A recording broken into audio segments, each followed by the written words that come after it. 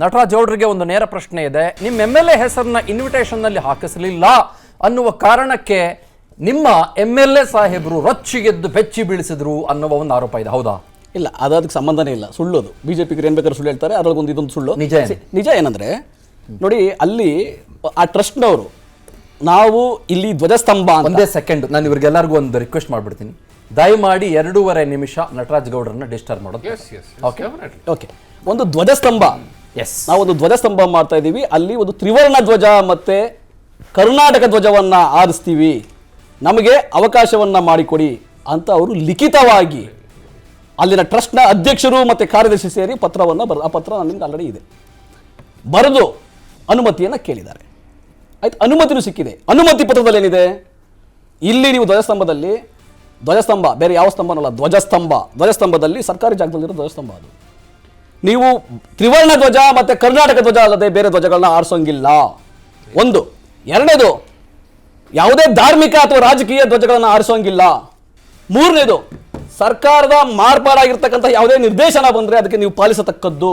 ಅವರು ಅದು ಒಪ್ಪಿಕೊಂಡು ಅಲ್ಲಿ ಧ್ವಜವನ್ನು ಆರಿಸಲಿಕ್ಕೆ ಒಪ್ಕೊಂಡಿದ್ದಾರೆ. ಏಳನೇದು, ತ್ರಿವರ್ಣ ಧ್ವಜ ಆರಿಸ್ತಾ ಇರೋದು ಧಾರ್ಮಿಕ ಧ್ವಜ. ಆಯ್ತು, ತ್ರಿವರ್ಣ ಧ್ವಜನ ಆರಿಸ್ಬೇಕಪ್ಪ, ಅದು ಮುಖ್ಯ ಅಂತ ಹೇಳಿದ್ರೆ ಬಿಜೆಪಿಯ ಒಬ್ಬ ರಾಷ್ಟ್ರೀಯ ನಾಯಕ ಅದನ್ನ ತಾಲಿಬಾನ್ ಧ್ವಜ ಅಂತ ಹೇಳ್ತಾನೆ.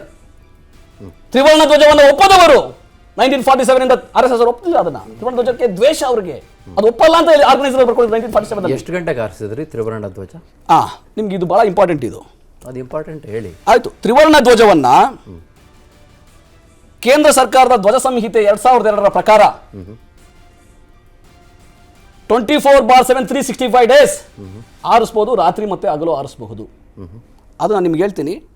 ಕ್ಲಾಸ್ 11 ಪ್ಯಾರಾಗ್ರಾಫ್ 2.2 ಓಪನ್ ಮಾಡಿ ಇಟ್ಕೊಂಡ್ಬಿಟ್ಟಿದ್ದೀನಿ. ಯಾಕಂದ್ರೆ ಬೇಕು, ಕೆಲವು ಮಾಹಿತಿ ಸುಳ್ಳು ಹೇಳ್ತಾರೆ, ಕೆಲವರು ಸುಳ್ಳು ಹೇಳೋರು ಇದ್ದಾರೆ, ಬಹಳ ಕೆಲವು ಸುಳ್ಳು ಹೇಳೋರು ಇದ್ದಾರೆ, ಅದಕ್ಕೆ ಎದುರುಗಡೆನೇ ಇದ್ದಾರೆ, ಸೀನಿಯರ್ ಅಂತ ಅನ್ಕೊಂಡು ಸುಮ್ಮನೆ ಸುಳ್ಳು ಹೇಳ್ತಾರೆ, ಎದುರುಗಡೆನೇ ಇದ್ದಾರೆ. ಸೊ ಅದಕ್ಕೆ ಸತ್ಯ ಹೇಳ್ಬೇಕಲ್ಲ, ಮಾಹಿತಿ ಗೊತ್ತಾಗಬೇಕಲ್ಲ. ನಾನು ಇದನ್ನ ಹೇಳಿದ್ದೀನಿ, irrespective of weather conditions, ನಾನು ಈಗ ಹೇಳ್ತಾ ಇದ್ದೀನಲ್ಲ, flag may be flown at night also, but should be on special occasions. Please wait. Special occasions ಆಗಬೇಕು. ಅದಕ್ಕೆ ಇಂಡಿಯನ್ ಫ್ಲಾಗ್ ಕೋಡ್ 2002 ಪ್ರಕಾರ ಈ ಫ್ಲಾಗ್ ಧ್ವಜ ಮಾಡಿದ್ದು ಬೇರೆದಕ್ಕೆ ಪ್ರಕಾರ ಇದು ನ್ಯಾಷನಲ್ ಫ್ಲಾಗ್ ಅದು ಮಾಡಿದ ನಿರ್ಧಾರ. ಕ್ಲಾಸ್ 11 ಆಫ್ ಪ್ಯಾರಾಗ್ರಾಫ್ 2.2 ಗ್ರಾಮ ಪಂಚಾಯತಿ ಡಿಸೈಡ್ ಮಾಡಿದ ಯಾವುದಕ್ಕೆ ಅವ್ರು ಕೊಟ್ಟಿದ್ದು ಡಿಸಿಷನ್ ತಗೊಂಡಿದ್ದು ಯಾವುದಕ್ಕೆ? ನೀವು ಆಮೇಲೆ ಅದನ್ನ ಅಮೆಂಡ್ಮೆಂಟ್ ಮಾಡ್ಕೊಂಡ್ಬಿಟ್ಟು ಸರ್ಕಾರ ಇವ್ರು ಬೇಕಾದಂಗೆ ಅಮೆಂಡ್ಮೆಂಟ್ ಮಾಡ್ಕೊಂಡು ಇವ್ರದೇನೋ ತೋರಿಸೋದು. ಒಂದು ನಿಮಿಷ, ಆ ಧ್ವಜಸ್ತಂಭ ಯಾವ ಉದ್ದೇಶಕ್ಕೆ ಮತ್ತು ಯಾವ ಫ್ಲಾಗ್ ಹಾಯಿಸ್ಟ್ ಕೇಳಿ. ಅವರು ಅನುಮತಿ ಕೇಳಿರೋದು ಏನಕ್ಕೆ ಅಂದ್ರೆ ಆ ಧ್ವಜಸ್ತಂಭವನ್ನ ಹೇಳಿ, ತ್ರಿವರ್ಣ ಧ್ವಜ ಮತ್ತೆ ಕರ್ನಾಟಕದ ಧ್ವಜ ಮಾಡಿರೋದು, ಈಗ ಸೃಷ್ಟಿ ಮಾಡ್ಕೊಂಡಿರೋದು, ಕಾಂಟ್ರವರ್ಸಿ ಆದ್ಮೇಲೆ ಸೃಷ್ಟಿ ಮಾಡಿರೋದು. ನಾಗಪುರದಲ್ಲ ಆ ಡಾಕ್ಯುಮೆಂಟ್ಸ್ ಎಲ್ಲ ಈಗ ಬಂದಿದೆ, ಡಾಕ್ಯುಮೆಂಟ್ಸ್ ಎಲ್ಲ ಈಗ ಅನುಮತಿ ಪತ್ರ ಬಹಳ ಮುಖ್ಯ. ಏನ್ ಗೊತ್ತಾ, ಹೇಳ್ತೀವಿ ನಾವು ಉತ್ತರ ಕೊಡ್ತೀವಿ. ಅನುಮತಿ ಪತ್ರ, ಯಾವ ಅನುಮತಿ ಪತ್ರ ಕೊಟ್ಟಿದ್ದಾರೆ ಅದ್ರ ಪ್ರಕಾರ ಹೇಳ್ತಾ ಇದ್ದೀನಿ ನಾನು. ತ್ರಿವರ್ಣ ಧ್ವಜ ಮತ್ತೆ ಕರ್ನಾಟಕ ಧ್ವಜ ಬಿಟ್ಟು ಬೇರೆ ಧ್ವಜಗಳನ್ನ ಆರಿಸೋಂಗಿಲ್ಲ. ನಾನು ಅದನ್ನ ನೋಡಿದ್ದೀನಿ, ಅದಕ್ಕೊಂದಿಷ್ಟು ಜನ ಸೈನ್ ಕೂಡ ಹಾಕಿದ್ದಾರೆ. ಗೌರಿಶಂಕರ ಟ್ರಸ್ಟ್ ಅದೇ ಅನುಮತಿ ಪತ್ರ, ಇವರು ರಿಕ್ವೆಸ್ಟ್ ಪತ್ರನೂ ಅದೇ. ನಾನು ಗೌಡ್ರಿಗೆ ಟಾಸ್ ಮಾಡ್ತೀನಿ. ಅಶೋಕ್ ಗೌಡ್ರೆ, ಇನ್ನೊಂದು ಸೆಂಟೆನ್ಸ್ ನಾನು 2.5 ನಿಮಿಷ ಅಂದೆ, 3 ನಿಮಿಷ ಕೊಟ್ಟಿದ್ದೀನಿ. ಆಗಿರ್ಬೇಕಾದ್ರೆ ಕಾನೂನು ಉಲ್ಲಂಘನೆ ಆದಾಗ ಬಿಜೆಪಿ ಮತ್ತೆ ಜೆಡಿಎಸ್ ನಾಯಕರುಗಳು ಸರ್ಕಾರವನ್ನು ಆಳಂತವರು ಅರ್ಜುನ ಸ್ತಂಭ ಬಂದು 108 ಅಡಿ ಇದೆ. ಅಂದ್ರೆ ಅದು ಏನಕ್ಕೆ ರಿಲಿಜನ್ಸ್ಗೆ ಏನು ಸಿಂಬಲ್ ಇದಾಗುತ್ತೆ. ಒಂದು. ಎರಡನೇದು, ಅವ್ರು ಕೊಟ್ಟಿದ್ದು ಆಗ್ಲೇ ಪಾಪ ಕರೆಕ್ಟಾಗಿ ಹೇಳಿದ್ರು ದೇವರಾಜ್ ಅವರು, ನವೆಂಬರಲ್ಲಿ ಕೊಡ್ತಾರೆ, ಡಿಸೆಂಬರ್ ಪರ್ಮಿಷನ್ ಕೊಡ್ತಾರೆ. ಆಮೇಲೆ ಇವರು ಏನು ಅಫಿಡವಿಟ್ ಕೊಟ್ಟಿದ್ದಾರೆ ಅಂತ ಹೇಳ್ತಾರಲ್ಲ, ನಾವು ಬರೀ ಭಾರತ ಧ್ವಜ ಮತ್ತು ಕರ್ನಾಟಕ ಧ್ವಜ ಮಾತ್ರ ಆರಿಸ್ತೀವಿ ಅಂತ, ಆ hand writing resolution hand writing same ಇದೆ. ಅಂದ್ರೆ ಅರ್ಥ ಏನು, ಯಾರು ಬರ್ಕೊಂಡಾರ ಯಾರು?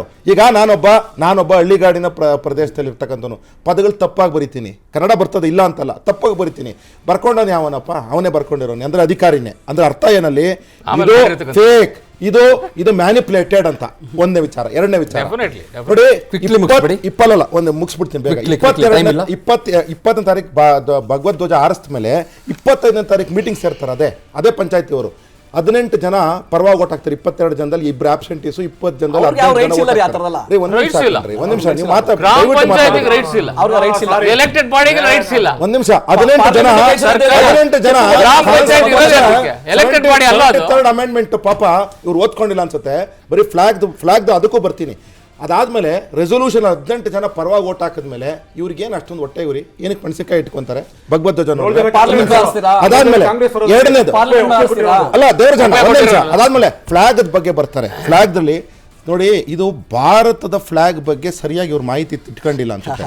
ಭಾರತದ ಫ್ಲಾಗ್ ಏನಿದೆಯಲ್ಲ, it is separate from all other flags. ಯಾಕೆಂದ್ರೆ ಅದರಲ್ಲಿ 2002 ಅಮೆಂಡ್ ಮಾಡಿರ್ತಕ್ಕಂಥದ್ದು ಬೇರೆ ಎಲ್ಲ ಫ್ಲಾಗ್ ಅಮೆಂಡ್ ಮಾಡ್ತೀವಿ. ಆ ಭಾರತಕ್ಕೆ ಏನಂದ್ರೆ ಮನೆಗಳಲ್ಲಿ ಆರ್ಸಕ್ಕೆ, ಒಂದ್ ನಿಮಿಷ, ಮನೆಗಳಲ್ಲಿ ಆರ್ಸಕ್ ಮಾತ್ರ ಬೇರೆ ವಿಚಾರ. ನೀವು ಪಬ್ಲಿಕ್ ಪ್ಲೇಸ್ ಅಲ್ಲಿ ಆರಿಸಬೇಕು ಅಂದ್ರೆ it has to be before 9 AM and 6 o'clock ಒಳಗಡೆ ನೀವು ತೆಗಿಲೇಬೇಕು ಅಂತಾನೆ ಭಾರತದ ಫ್ಲಾಗ್ ಇರೋದು. ಆಮೇಲೆ ಒಂದ್ ನಿಮಿಷ, ಏರ್ಪೋರ್ಟ್ ಮುಂದೆ 365 days ಆರ್ತಾ ಇದೆ. ಅದು ಬೇರೆ ಅದಕ್ಕೋಸ್ಕರನೇ ಅದಕ್ಕೆ ಹೇಳ್ತಾ ಇರೋದು, ಅದಕ್ಕೋಸ್ಕರ ಅಮೆಂಡ್ ಮಾಡಿರೋದು. ಬೆಳಗ್ಗೆ ಮಧ್ಯಾಹ್ನ 3 ಗಂಟೆಗೆ ಭಾನುವಾರ ಬೆಂಕಿ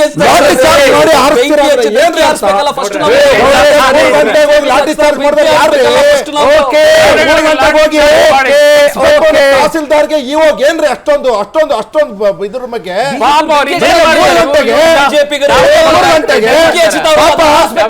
ಪಾಪ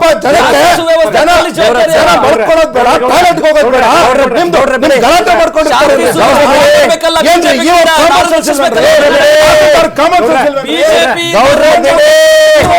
ತಹಸೀಲ್ದಾರ್ನ ಸಸ್ಪೆಂಡ್ ಮಾಡಬೇಕು, ಸಿಇಒನ ಮತ್ತು ಪಿಡಿಒ ಇವನ್ನ ತಹಸೀಲ್ದಾರ್ ಸಸ್ಪೆಂಡ್ ಮಾಡಿ.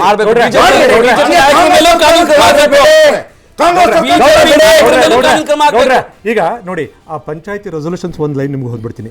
ಸದರಿ ಅರ್ಜಿಯ ವಿಚಾರವನ್ನು ಸಭೆಯಲ್ಲಿ ಮಂಡಿಸಲಾಯಿತು. ಅರ್ಜಿದಾರರು ಕೆರಗೋಡು ಗ್ರಾಮದ ಬಸ್ ಸ್ಟ್ಯಾಂಡ್ ಬಳಿ ಅರ್ಜುನ ಸ್ತಂಭ ನಿರ್ಮಿಸಲು ಮನವಿ ಸಲ್ಲಿಸಿರುತ್ತಾರೆ. ಸದರಿ ಮನವಿಯನ್ನು ಸ್ಥಳ ಪರಿಶೀಲನೆ ಮಾಡಿ ನಿಯಮಾನುಸಾರ ಕ್ರಮ ಜರುಗಿಸಲು ಸಭೆ ಸರ್ವಾನುಮತದಿಂದ ತೀರ್ಮಾನಿಸಲಾಯಿತು.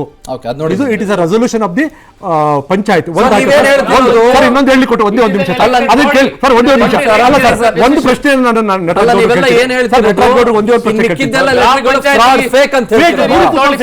ಸರ್, ಈಗ ಒಂದೇ ಒಂದು ಪ್ರಶ್ನೆ ಸರ್,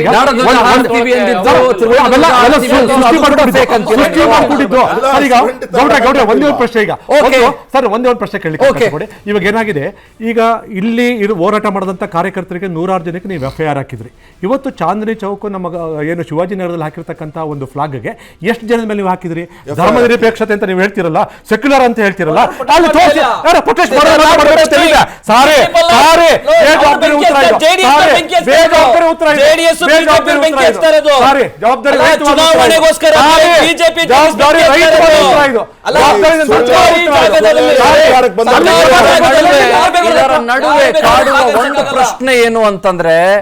ಇದರ ನಡುವೆ ಕಾಡುವ ಒಂದು ಪ್ರಶ್ನೆ ಅಂತಂದ್ರೆ, come to the camera please, thank you very much.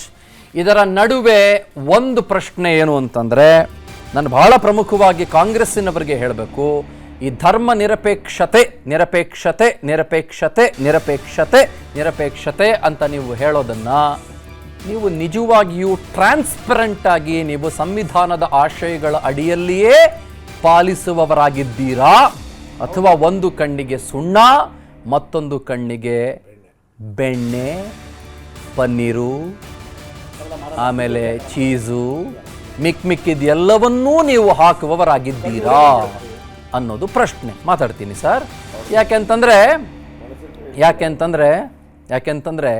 ಇವ್ರು ಒಂದು ಕಣ್ಣಿಗೆ ಸುಣ್ಣ ಅಲ್ಲ, ಒಂದು ಕಣ್ಣಿಗೆ ಯಾಕೋ ಖಾರದ ಪುಡಿನೇ ಎರಿಸಿದಂಗೆ ಹಲವು ಸಂದರ್ಭಗಳಲ್ಲಿ ಸ್ಪಷ್ಟವಾಗಿ ಇಲ್ಲಿ ಕಾಣಿಸುತ್ತೆ. ಇವರು ಜಾತ್ಯತೀತವಾದ ಸೆಕ್ಯುಲರಿಸಮ್ ಅಂತಾರೆ. ಆಮೇಲೆ ಸ್ಯೂಡೋ ಸೆಕ್ಯುಲರ್ ಅಂತಂದ್ರೆ ಡೆರಗೇಟರಿ ವರ್ಡ್ ಅಂತ ಹೇಳ್ತಾರೆ. ಸ್ಯೂಡೋ ಸೆಕ್ಯುಲರಿಸಮ್ ಅನ್ನೋದು ಇಟ್ಸ್ ಎ ಟೆಕ್ನಿಕಲ್ ವರ್ಡ್. ಯಾರು ಒಂದು ಧರ್ಮವನ್ನ ಪುಸಲಾಯಿಸಿಕೊಂಡು ಅಥವಾ ಬೇರೆ ಯಾವುದೋ ಧರ್ಮವನ್ನ ಪುಸಲಾಯಿಸಿಕೊಂಡು ಇನ್ನೊಂದು ಧರ್ಮದ ವಿರುದ್ಧ ಪದೇ ಪದೇ ಪದೇ ಪದೇ ಪದೇ ಇವರು ಅಧಿಕಾರಕ್ಕೆ ಬಂದಾಗೆಲ್ಲ ಹಿಂಗೆ ಮಾಡ್ತಾ ಬರ್ತಾ ಇದ್ದಾಗ ಸಹಜವಾಗಿ ಬಹುಸಂಖ್ಯಾತರಿಗೆ ಅನ್ಸೋದೇನು ಅಂತಂದ್ರೆ, ಹಿಂದೂ ಶ್ರದ್ಧೆ ಉಳ್ಳವರಿಗೆ ಏನು ಅನ್ಸೋದು ಅಂತಂದ್ರೆ, ಯಾಕೆ ಹಿಂಗೆ ಮಾಡ್ತಾರೆ ಇವರು, ಏನು ಪ್ರಾಬ್ಲಮ್ ಇವರಿಗೆ, ಏನು ತೊಂದರೆ ಇವರಿಗೆ ಅಂತ ಸಹಜವಾಗಿ ಅನ್ಸುತ್ತೆ. ಆ ನರೇಟಿವ್ನ ಇವರೇ ಸೆಟ್ ಮಾಡಿಸ್ಕೊಂಡಿದ್ದಾರೆ. ಇವರು ನರೇಟಿವ್ನ ಇವರೇ ಸೆಟ್ ಮಾಡಿಸ್ಕೊಂಡಿದ್ದಾರೆ. ಆಮೇಲೆ ಜಾತ್ಯತೀತವಾದ ಇದೆಯಲ್ಲ, ಗೌಡ್ರೆ ಬಿಟ್ಬಿಡಿ, ಗೌಡ್ರೆ ಆಮೇಲೆ ಬಹುಶಃ ನನ್ನ ಲಾಸ್ಟ್ ವ್ಯೂ ಪಾಯಿಂಟ್ ಏನು ಅಂತಂದ್ರೆ, ಉಗುರಲ್ಲಿ ಹೋಗಬಹುದಾಗಿದ್ದನ್ನ ಕೊಡಲಿ ತಗೊಂಡ್ರು. ಇದಕ್ಕೆ ಬಹುಶಃ ಅಲ್ಲಿ ಮೊಟ್ಟ ಮೊದಲ ಬಾರಿಗೆ ಆಯ್ಕೆಯಾಗಿರುವ, ಒಂದು ನಿಮಿಷ ಸರ್, ಅಲ್ಲಿ ಮೊಟ್ಟ ಮೊದಲ ಬಾರಿಗೆ ಆಯ್ಕೆಯಾಗಿರುವ ಶಾಸಕರ ಅನನುಭವಿತನವೂ ಕೂಡ ಅಲ್ಲಿ ಸ್ಪಷ್ಟವಾಗಿ ಎದ್ದು ಕಾಣಿಸ್ತಾ ಇದೆ. ಆಮೇಲೆ ಜಾತ್ಯತೀತತೆ ಬಗ್ಗೆ ಮಾತನಾಡಿದ್ರು. ಹಿಂದೂ ಪರಂಪರೆಯಲ್ಲೇ, ವೇ ಆಫ್ ಲೈಫಲ್ಲೇ ಜಾತ್ಯತೀತತೆ ಇದೆ ಕಣ್ರಿ. ಹನುಮಂತ ಯಾವ ಜಾತಿಗೆ ಸೇರಿದ್ರಿ? ಹನುಮಂತ ಯಾವ ಜಾತಿಗೆ ಸೇರಿದ್ದು? ಕೃಷ್ಣ ಯಾವ ಜಾತಿಗೆ ಸೇರಿರೋದು? ರಾಮಲಲ್ಲ ಯಾವ ಜಾತಿಗೆ ಸೇರಿರೋದು? ಗೌಡ್ರೆ, ಯಾವ ಜಾತಿಗೂ ಸೇರಿರುವುದಲ್ಲ. Thank you. ವಿಸ್ತಾರ ಇದು ನಿಖರ ಮತ್ತು ಜನಪರ.